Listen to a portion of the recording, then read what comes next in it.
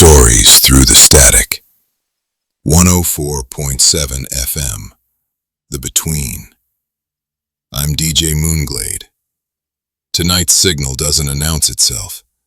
No distress call, no cannon fire, no shouting carried on the wind. Just coordination. The kind of sound that only exists when everyone already knows where to be and when to be there.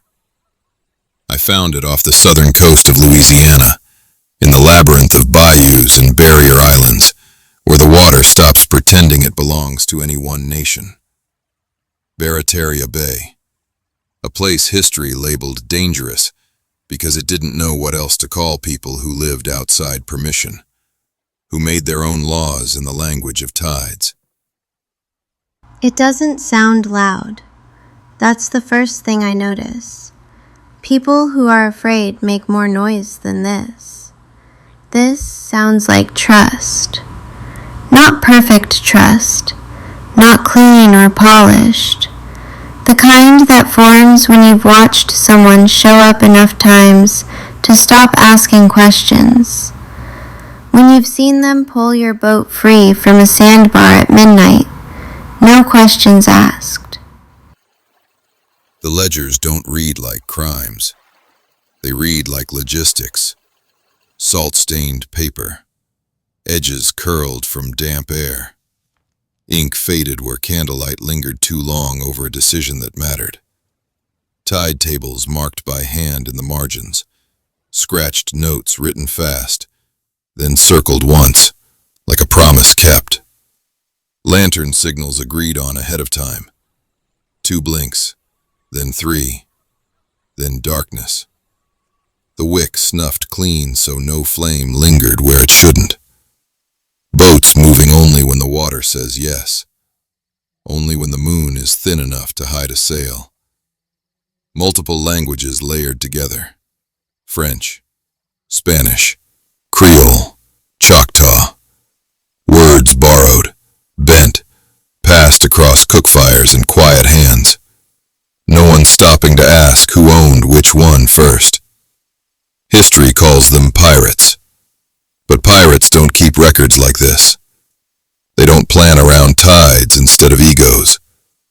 They don't tend gardens or write names carefully so the next person knows who's being fed. When I listen closer, I don't hear hiding. I hear someone planning supper. I hear someone keeping watch so another can sleep, knowing tomorrow they'll trade places. I hear arguments that end in laughter because no one here has the luxury of breaking the group apart. This isn't a crew held together by fear or the promise of gold. This is a family that chose itself because nothing else would have them. Escaped enslaved people who refused recapture, deserters from colonial armies, indigenous peoples displaced from ancestral lands, Cajuns and Creoles who belonged nowhere the empires recognized. They became something new, something the maps had no word for. Other signals from this coast sound different. They tighten instead of widen. Jealousy over who keeps the biggest share. Hoarding. Men who dig inward because they think safety lives underground, buried in a chest no one else can touch. Those signals collapse over time. They grow sharp, then thin, then silent. This one doesn't. This one lasted decades. From the 1780s, through the War of 1812, and even after. Long enough for children to be born, who never knew another way to live. History erased their names once the borders hardened. Once the Louisiana Purchase made lines on paper matter more than lines in the water.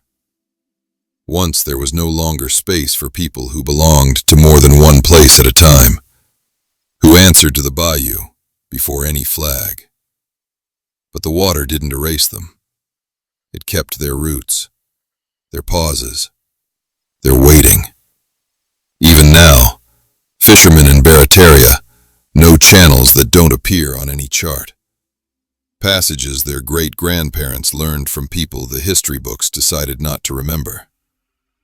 If you're hearing this signal now, it's because it still recognizes witnesses. History may call them pirates, outlaws, smugglers, rogues, but the water remembers them as neighbors, as the ones who knew that freedom isn't something you take. It's something you build with everyone who needs it as much as you do.